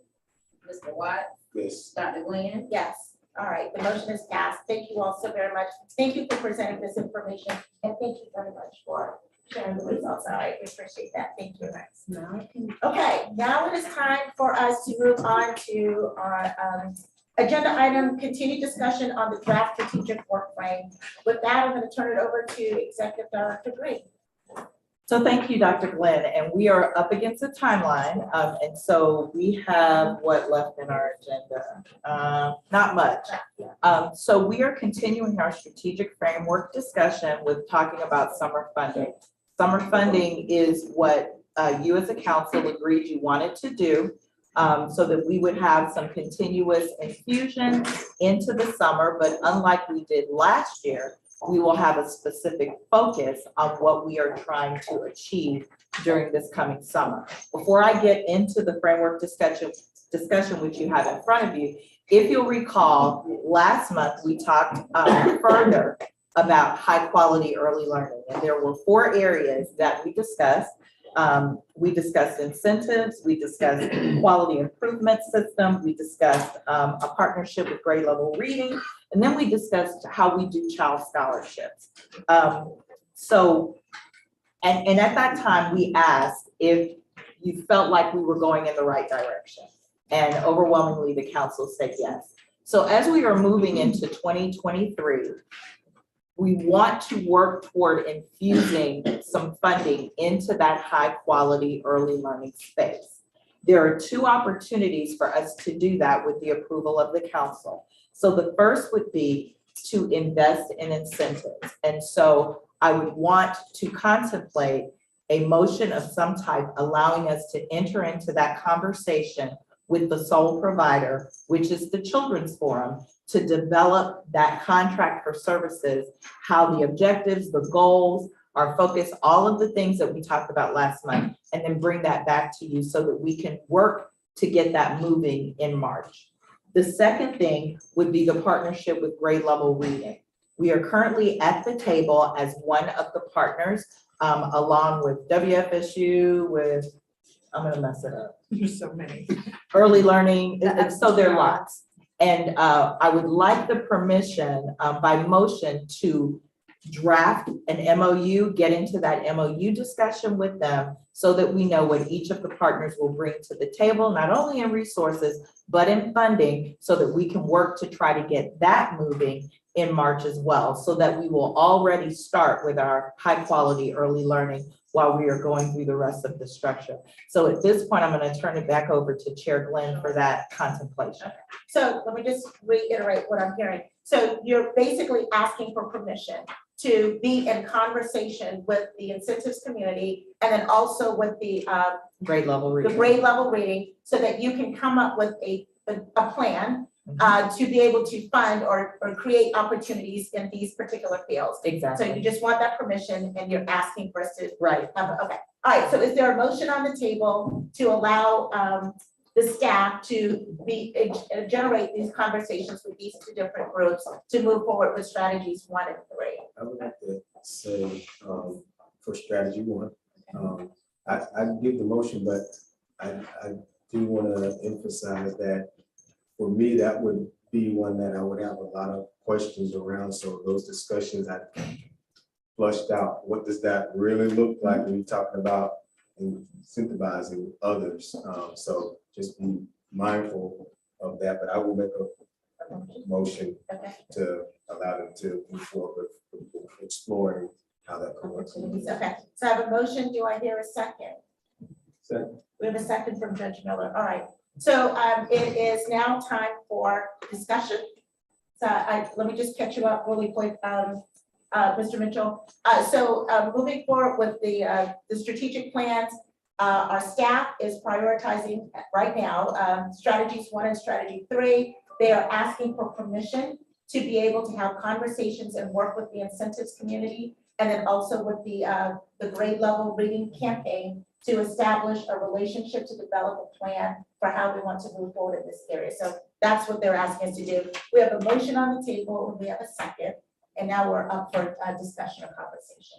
Yes. I just have more questions on the incentives community. I'm sorry, can you go over that again for me? Yes, so just to correct that, it would be going into discussions with the Children's Forum, who is the sole source of the incentives program, keeping in mind all the other infusions that are going on in that early learning space. But incentives is to help professionalize and keep our teachers who are in that early learning space moving toward more and more certifications to stabilize the workforce. So if you remember, we brought in those speakers last month to kind of show how this layers with ARPA funding and the different variables of funding. The reason why I didn't bring up our quality improvement system and the book scholarship is because that is going to really take some conversations on how that plan develops. But with incentives, the Children's Forum has the ability to develop that any way that we want, as far as our metrics, as far as our target communities, target schools, all of that. And so we were coming to the council for permission to start that conversation, look at how that will shape up and look, and then bring it back to you to ensure that it's matching with what we discussed in January and February, and what we discussed in October and November. I'm just not sure I understand why we're voting on it. Yeah, that was, I don't know if we need to, but we just do asking for permission. Well, to engage. so with incentives, that would result in a contract at some point. So we need to have the approval to be able to start that conversation. With the partnership with grade level reading, that will result in an MOU. So we need to have the approval to go working and start developing that MOU to bring back to. Why do you need a contract with the incentives community? Because we would be, well, incentives is a program. Right. And so we would be infusing money. I mean, it would be a contractual agreement where we are funding incentives into that space. Madam Chair, Okay, I'm sorry. we'll let Ms. McFadden finish her thought and we'll come to you. So it almost sounds like we're sole sourcing. to- They are the sole source for that program. Okay, well, I'm uncomfortable with that then, because I just, if we're looking at a program that is going to be about incentivizing young teachers of childcare or what have you, am I going on the right path of where this is going, like what they do in Miami and so forth? You are, but it is a structured program that only the forum does. There is no one else in the state that manages and administers the incentives My program. recommendation is this should go back to the program committee for further dialogue before we vote on it going forward. I feel like I don't know You don't have enough enough to to have a vote, and I feel like that the program committee maybe could do a deeper dive. That's my recommendation. Okay, so we do have a motion and a second on the table. Based on her comments, would you like to withdraw your motion or do you want us to move to vote? Well, you did go through. Yeah, we've Last talked about this at 3 separate. We did it back in right around our strategic planning in June, July. Then we did it in October. Then we brought the principals in last month in November. Not that we can't do that again. You also If took there's- our feedback on. We did and incorporated that. I know Mr. Mitchell's main thing was to make sure that we were not replicating, but rather we were filling gaps and making sure that we weren't supplanting, basically. And so we felt like, which is why we asked last month, that we were going in the right direction and that the council got the information that they needed regarding that program. So if I'm hearing something different today, then we can, take that one from the table. My biggest concern is as we get into next year, we need to look at a way to infuse one of your highest priorities, which is high quality early learning. And so we know that these are two ways that work. The research says that it works. It is a way to partner with a group that solely does it. There's no one else that does it. And I guess in my estimation, I thought we had answered all the questions, brought all the people, but what I'm hearing is maybe that's not the case. That asked one follow-up before I withdraw that from Ms. McFadden. Are you possibly under the impression that there may be other opportunities for folks who have a possible model besides just the children's forum? Yeah, and I don't know personally, and I missed last month, but I personally don't know if it is the only model and if it's, and again, my apologies for not being there last month. But I just don't know. I know in other areas, sometimes it's even run internally, but I don't know if we have that capacity. So I feel like I just don't know enough to take it right now, personally. So we have the motion in a second, right? So Yes. we're open for Commissioner. We're ahead. No, that's okay. I just wanted some form of clarification too, because I remember from our conversation last month, we were told that that was the direction we were moving in, and I guess my question is, this is sort of to enhance the services that we provide for our children during the summer, during our summer programmatic, our summer programs. Not incentives. Not necessarily. No. Summer program is something totally different, which we will get to. This is overall then? Yeah, this would be, this is So overall in that incentivize- high quality early Yeah. learning priority that Okay. you all put at the top of your list. Okay, and part of that whole process was also incentivizing salaries, assistant, okay, so this is part of that. Yes. Okay. Suggesting what- that it will fill a gap, that bigger Absolutely. picture, it will fill a Right. gap in the community of Right. not having enough teachers for even children to. Absolutely. Right. Right, and keeping the teachers in place because they're bouncing around, trying to get higher salaries as well. And the big thing about this is it can be targeted to specific areas, neighborhoods, zip codes, so that it isn't overlapping with something that may be going on in another preschool or another childcare center. And so that was with the forum, because they are the only ones that do that. And with all due respect, Councilmember McFadden, we have done extensive research on this program, and it used to be called Wages. It is a national program, and it just so happens that in Florida, the Children's Forum is the one, I guess they're called Children's Forum now, is the organization that manages that. And we currently have 5, I think almost 6 counties that are currently doing that. So, but that being the case, you know, we want to ensure that we are operating in line with what your desires are. So I'm looking at the clock, it's 5:45. It is. And I do want to get to the summer funding. So if we need to table this to next month, we will do that. Now, it's going to throw our timeline off, but that's okay. All right, hold on for a second. Mr. Mitchell, and then I have one comment. And then we'll bring it to you. Thank you, Madam Chair. I'm not comfortable on voting on this today at all. To Ms. Green's comments, yes, I was concerned that we were not being duplicative. I'm still not convinced that we're not being duplicative. That's number one. Number two, Sika, your point is, you know, I want to make sure that we follow the will of council. I feel like we're being directed. I don't feel like this has been fully baked at all. I don't feel like we've had a full discussion. I feel like we've been guided and sort of, you know, here's how you're going to go, and now vote accordingly. We have a motion, a second, and I'm not saying ultimately I can't get comfortable. I didn't even know we were voting on this issue, or I would have asked for more information between the last meeting and this meeting. So I'm uncomfortable voting, period. And if I have to vote because of that, I'm going to vote no. But I don't want the no to be seen as I'm totally against the concept. I just not really sure what I'm voting on. So thank you for that comment. Sure. So my question is, so I was trying to figure out, why did you need a contract with the incentives?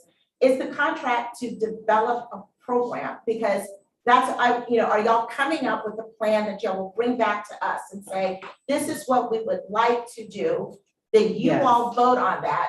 Or is the contract saying, we are going to do this with you? So the contract wouldn't come into play until after the council was comfortable with the plan that we would do. Okay. I was trying to get approval to move forward with that because to develop the plan. To Councilmember Mitchell's point, which I do feel I need to address. I'm not trying to guide the council. I'm trying to do what the council has asked us to do, and that's bring opportunities, bring programs that fit into the priorities that you all have set. So I definitely am concerned that that is your feeling, that I'm trying to make the council do anything. That is never my purpose. My purpose is to try to have our staff give you what you've requested. And so that's what we thought we were doing, giving you options for high quality early learning. If you don't want to do these options, don't feel like you know enough, we can absolutely bring back more information, look for more options. We can do all of that. So I never want this council to think that I am forwarding my own agenda, because I'm not. I'm just trying to do what you all asked me to do. So I'm very sorry that you feel that way, Mr. Mitchell. So with that, I'm going to request that the motion be withdrawn, and let's move into the discussion on summer funding, if that's okay. Okay, that's Chair fine. That's absolutely fine. And so my request is, when we come back to this particular topic, just to make sure, I think more conversation is needed. And then just explain, because I was confused as to whether or not this was a planning approval or an actual moving forward. And I'm clear now, but we can clear this. So let me ask this question. Yeah. Do you want to further discuss high quality early learning and program services? That is what Councilmember McFadden is asking. Absolutely. Okay. That's fine. And then that So- gives that group more opportunities to expand and get more information and bring those recommendations back. How can you do it, because I understand everybody had busy schedules, but you know, when we had a long discussion last time, then we have to back up, you know, get other members. I mean, how we can do this in such a way that it doesn't get so dragged out. because- Yeah, and that's my point though. If it goes to committee structure, usually people are more comfortable because it's kind of embedded. Okay, so are you willing to withdraw your motion? Or- Oh, no, I'm willing. No, I know, I'm Same speaking thing. to I- Mr. you know, Watson, I sorry. don't want to drag this thing out. Sure, too no, I much totally because understand. I want people to get comfortable, but at some point, we gotta Move forward. make some decisions, you are investing in. Well, now, I guess my understanding was we're giving staff the authority to negotiate some memorandum of understanding. And I felt like from that memorandum of understanding, we would get more specific about the services that both of these groups could provide in that particular area. That is not my understanding also, and that was not my understanding at the beginning, but now you've cleared that up. That you're asking for approval to have the planning conversations, to devise a plan and bring that back to us. I think I would be more comfortable at this point going back to program services, because I think that's the way we need to go. Okay. To Judge Miller's point, at some point, we gotta make some decisions, of course. And so we wanna be sure we're providing you with the information you need. And so if you're not feeling like you're getting that, then we wanna do that. So I am more than amicable and would feel comfortable taking it back to program services. Our committees are getting normal meeting times now that we're gonna be in a new building. And so, so we can do that. I'm going to withdraw, but I just want to add, you know, we went through strategy laid out and we didn't feel comfortable at that meeting, and we gave us the opportunity to provide feedback to you all, which I didn't detail. You did. And so my assumption was that with everybody's feedback that was provided to you all, based on all those questions we had, that you guys had now, with that particular one, it was very, that it was opening the door for you to then now solidify all our comments that were made, to then possibly have those discussions and bring something back. So that's why I was making the motion for, okay, all right, okay. Yeah. All right, so I'll withdraw it. And just so that everybody else could be comfortable with the process, take it back to the program services committee and just think of a way to be able to bring those recommendations back to the full council. We will see if we can bring the same group back to the program services committee so that there's a clear understanding on how this works, how it interfaces, all of that. So we will do that. But I'm so sorry. I just want to make sure. So the next, you know, do you feel confident though that you have everyone's feedback at the table? So when you bring the program services committee back to the table, that you have all the council's concerns about those items and can really flush it out and bring back something tangible that. If I can, and Please speak. I may be shooting myself in the foot, but I thought we were where we needed to be after the last meeting. That's what I thought. So clearly my thought was inaccurate, and not being a perfect person, that happens. So it is clear that maybe my thought from our last meeting, having the ELC here, the forum here, and Early Learning Leon here to talk about it and be able to look at it, I was thinking that the council was in a place where they felt comfortable with moving forward with those conversations. I am not comfortable moving forward with a conversation with incentives until this council is comfortable with us going in that direction.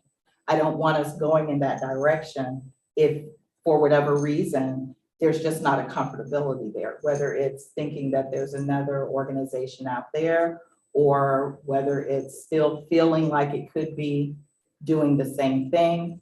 I mean, the comfort level needs to be there, given the type of investment. So thank you for that. So given that, what we're gonna do is we're gonna ask you to take this back to the program services committee, get a level of comfort and flesh it out, bring that back so that we can discuss it, we get more comfortable before we start negotiating contracts and advising MOUs with different groups. Fair enough? Very good. So at our next meeting, we're just gonna have another discussion.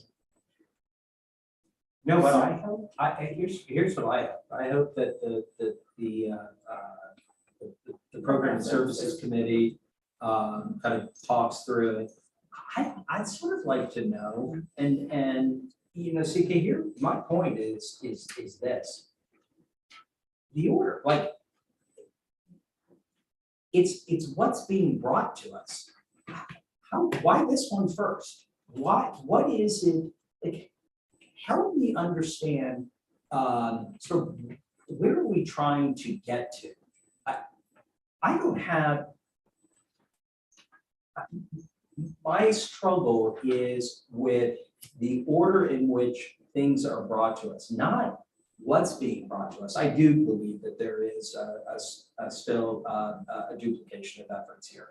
And I want to get comfortable with that before they hand. And by the way, no one at the ELC, when I spoke directly to them, did they disagree with me?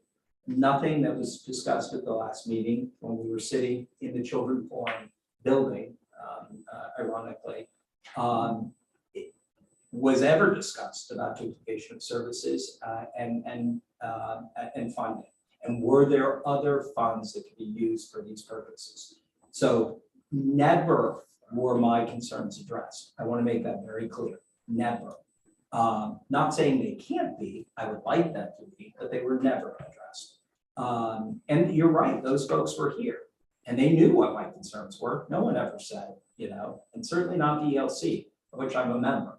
So it's not fair to say that they were addressed because they weren't. I'm not saying, like, just like you, I'm not a perfect person. I may have missed something. I'm happy to hear it again. But for my comfort level, I'd love it to go through you know, the committee structure and also sort of explain why it is this is step one, you know, or step two, because we've already taken step one. And oh, by the way, here's what step 3 and 4 are going to look like. So you can get comfortable with supporting step 2. Not that I'm against step 2. It's, is it right in this order?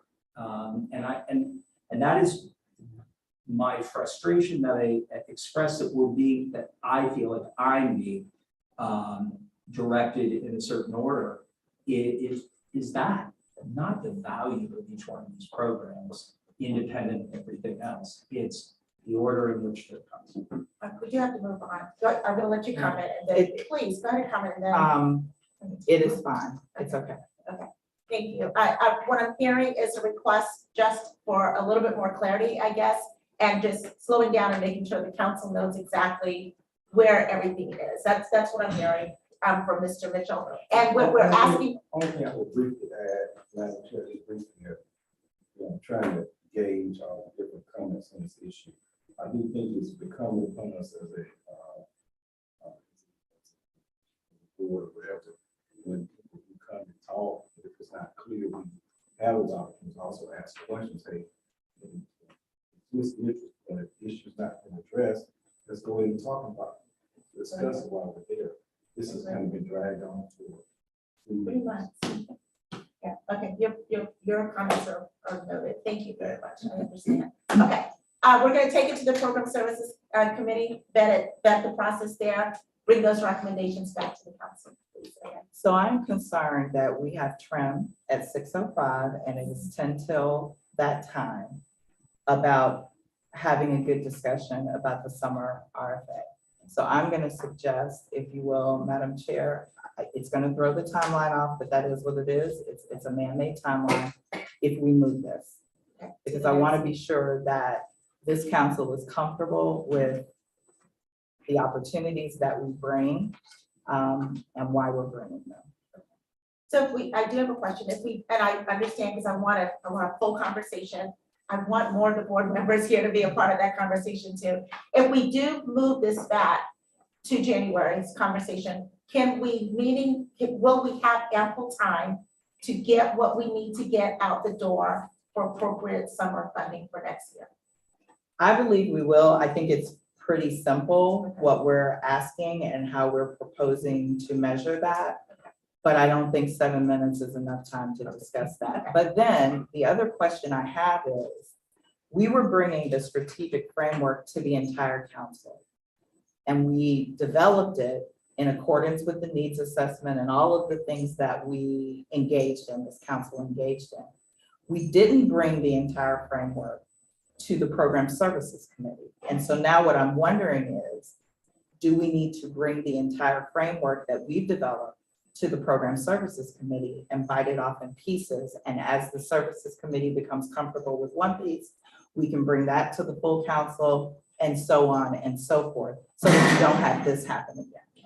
I do think you're gonna have to do that. The advantage to that is that every member of the Program Services Council Committee Program Services Committee has already seen the framework. So it's not starting from the very beginning. They've been a part of these conversations. So I think just laying the groundwork so that they understand exactly where we are, do the priority areas, where are we gonna focus?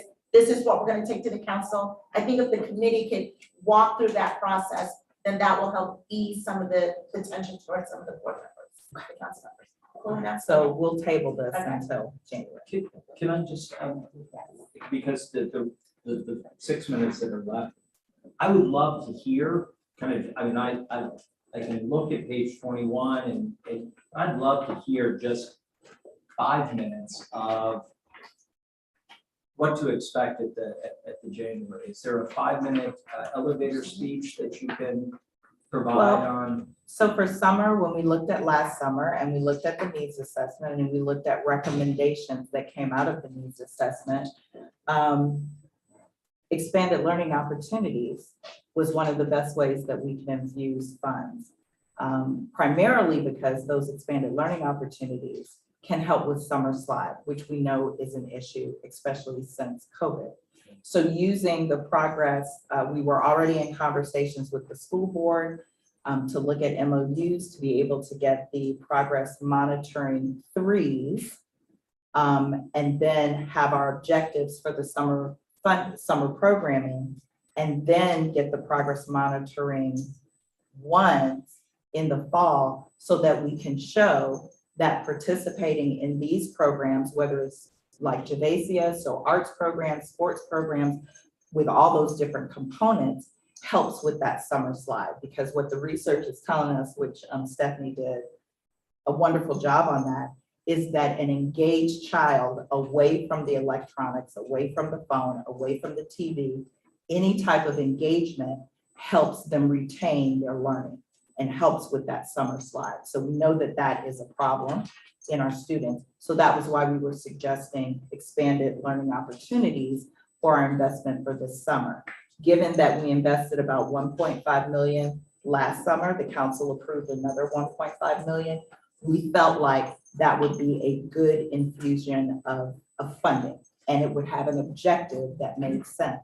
So can I secret real quickly, just again, because it's kind of formal. The idea is that you're gonna go out and ask the community with the primary focus of stopping the summer slide with the early learning opportunities or the school age learning opportunities. Thank you. Hey, the kids are out of school for 3 months. We know that they sort of stop learning and they go backwards. How do we keep them going forward? We've got some research out there that says school age learning opportunities, go forward, do great things. Those can be delivered in the form of physical fitness. It can be delivered in the form of musical instruments, arts, all different ways, and those stop this slide. Can help reduce it. Okay. And stop it. Okay, and what we will be bringing next month is a request to the board to say, hey, we just budgeted about 1.5 million for summer program. We would like that 1.5 million to focus in on this. Yes, correct. All right. Well, but I there's a love that second as a part. preview. That's great. Oh, there's, There's oh, a wait, second there's part. more. There's more. Order There's before more. midnight. Okay, and I'm gonna do this in 30 seconds. We also know that feeding programs in the summer, feeding our children who are school age is an issue. They don't have access. So we are also contemplating a summer feeding program of some type. It can be done either through RFP so that you're doing summer break spots, those kinds of things. If you remember last year, we funded Second Harvest, which provided meals, but it could also be done in pairing summer feeding with the programs that we fund. So the programs that we fund would be required to have a feeding component, and whatever partner it is. So And let them worry. and let them worry about it. Then the third piece that we just added, and we were gonna discuss today, is about VPK slide. So this would be looking at children who participated in VPK, whether it was in a private setting or in the school, helping to cover the change in the tuition so that they can continue through school to avoid the slide, the losing of their learning from that academic year over the summer. So with VPK, you get the subsidy, so your regular tuition, let's say it was $750, the VPK portion is $250, you're only paying $500. Well, once that is done, if you do it the academic year, once that is completed, your tuition goes back up to $750. In some communities, that is prohibitive from keeping that child engaged at their school, which research tells us that most parents would like to keep their child at that school until they go to kindergarten. What we would be proposing is filling that gap. So we would put in that $250 so that that parent is still just paying the $500 throughout the summer before they get into whatever school of choice, so those would be the three things that we would want to discuss a little more in depth for the summer funding. It's technically only two areas though. It's the slide at the school level and at the VPK level. Yeah, but right? we're presenting summer Yeah. feeding And to give feeding the is summer option, one, right? for however the council decides they want Okay, to incorporate that, but we do think that that's important. okay, thank you for that. Mr. Cohen. I would make a recommendation to request the P&Ls of all the groups that are in the food world since for 2019 and 2022. They made more money than any other group during COVID. And I would be hesitant to think that we really have, that maybe there's a partnership that doesn't require us to put this much money into it. Which means that we would have more money for more spaces and for VPK slide, anti-slide. Yes, Yes. yes. Chair Glenn, we Yeah, are we're out of at time. 6 I got it. after. All right, so let's go ahead and close this out. Thank you so very much for that quick commercial about what's coming up on the summer program. Our next meeting dates, everybody, I'm not gonna review them, they're on page 23 of our packet, And so we're at 3 o'clock in January. 3 o'clock in January, but there's an extra meeting in February too, right? Okay, Yes. so all of that's there. And then the next meeting agenda, so the lots has changed from this particular meeting, but I will ask that we go down to one community impact program just to keep our programs a little more streamlined if we can.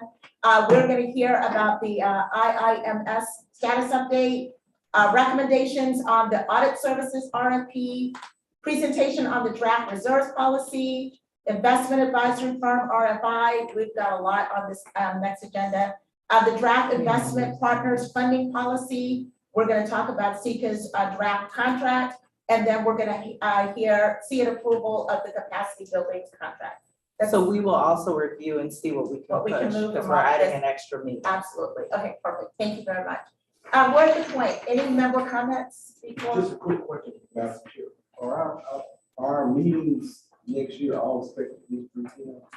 No, we just did it at 3 that particular time because we had a full agenda. For January and February. March will go back to 4 o'clock. Any other meeting comment, member? Only comment? last thing I want to say is when it comes to these presentations by the summer funding partners, which have been great, by the way, I would love a request be made in each of them to talk specifically about how many they serve and what was their funding level. Thank you very much. Any other member comments? All right, we are at 6:06.